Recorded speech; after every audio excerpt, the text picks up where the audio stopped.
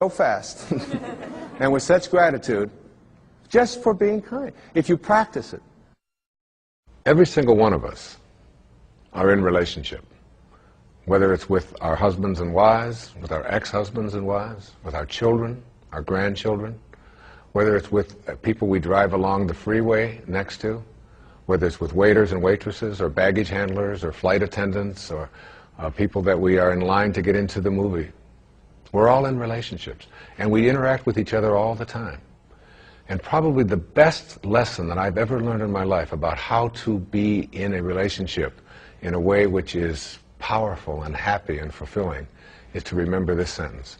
When you have a choice, and you always do, to be right or to be kind, start picking kind. The ego part of us wants to be right. How dare you not serve me as fast as I think I deserve to be served? How dare you say something to me? And immediately we want to make that other person wrong and make ourselves right. But there's a part of each one of us that wants to be happy, wants to be at peace. And that part of us says, it doesn't matter whether you're right. It doesn't matter about your ego. All you want is to be at peace, so pick kind. This kind of an attitude, if we had more of this, not only in our own personal lives, would we improve virtually every relationship we have with all of the people closest to us and all of the strangers we interact with. But on our planet as well, we would begin to understand the wisdom that on a round planet, there's no choosing up sides, that we're all one. We're all breathing the same air. We're all drinking the same water. We're all being warmed by the same sun. And as they say, as the Native Americans used to say, no tree has branches so foolish as to fight among themselves. It applies in your relationships, and it applies as a people as well. I've often said that in any relationship in which two people agree on everything, one of them is unnecessary. Right? So it isn't about getting somebody who's just like you. In fact, your soulmate is the person that you have a lot of difficulty with. Your soulmate's the person you can't get rid of. They just keep showing up. You say this, they say that, and there they are, they're back again. And they never go away. They keep showing up in your life. And everybody has these people. These are our greatest teachers, because anybody in your life who can push a button and send you into a frenzy is the person who's your greatest teacher. You know why? Because they teach you that you haven't mastered yourself at this moment. You don't know how to choose peace. In A Course in Miracles, there's a wonderful line that says, I can choose peace rather than this. Whatever it is, I can choose peace.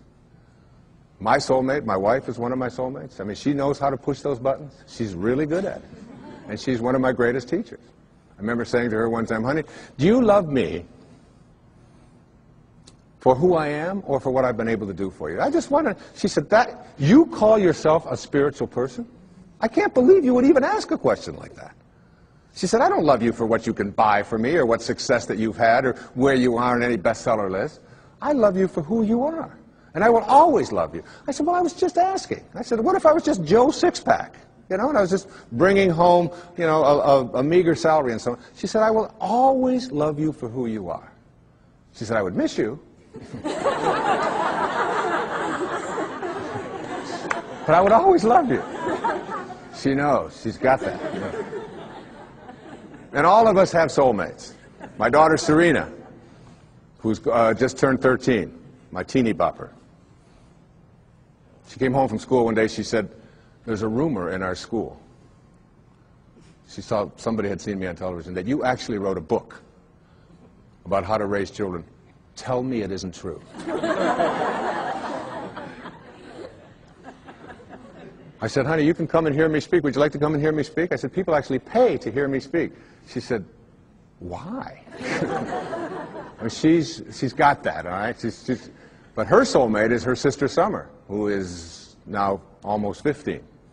But when Serena was 12 and Summer was 14, my wife was away working on a book of hers, and I was taking care of everything at home while she was working on her book about a spiritual approach to childbirth and infancy care. And she's as qualified as anybody to write about that, I can tell you.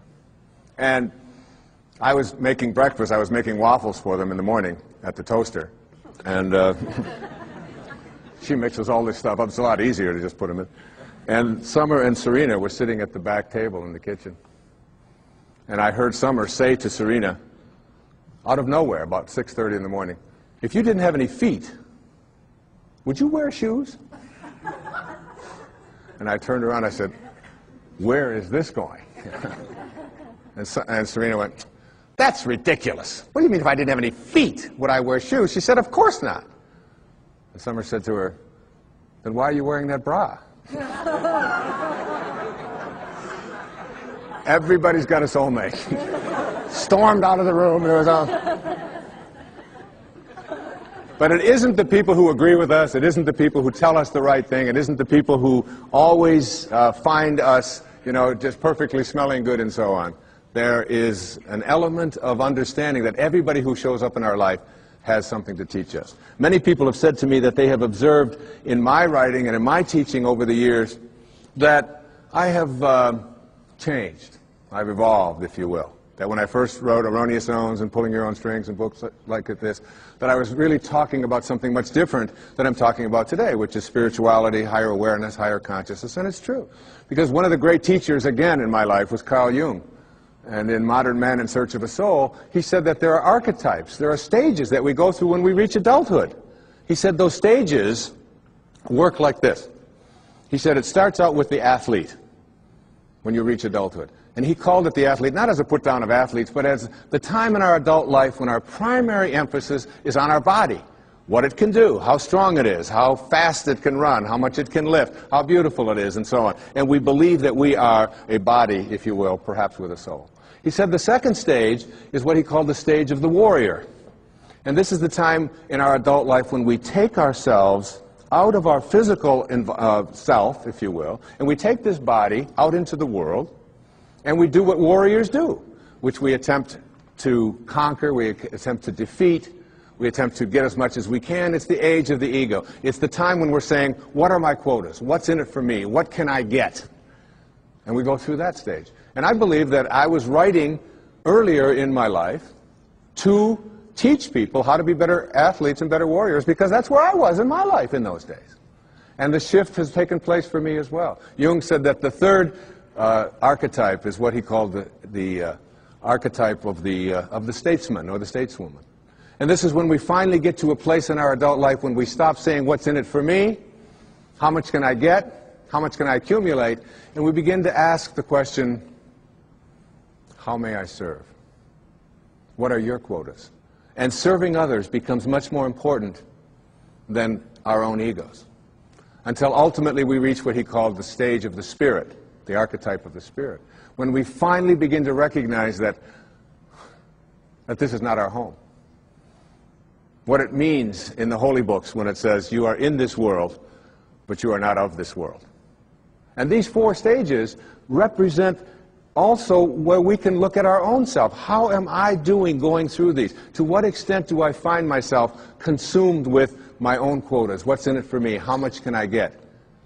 And ask ourselves that question as we begin to interact and deal with other people. Being able to manifest, being able to attract into our lives what it is that we'd like to attract into our lives boils down to a formula that I'd like to share with you here this evening. And this formula is one that everyone that I know who is able to get things into their life practices this. I call it the 4 reallys.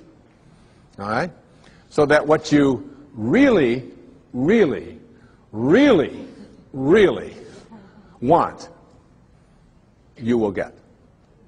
And these 4 reallys each of them stands for something. And if you look at people who are good at, some people call them lucky, some people call them highly spiritual, whatever it might be, but they are good at getting what they want in their lives. And here are the 4 reallys. The first one says, I wish. So what you really wish for, everything that you'd like to get into your life starts with a wish. It's a thought. I wish I could get that job. I wish I could get that promotion. I wish I could lose weight. I wish I could get rid of that addiction that I have. I wish I could, whatever. It's a wish. So what you have to start with a wish. The second really stands for what you desire. What you really wish and desire. And the difference between what you wish for and desire is in what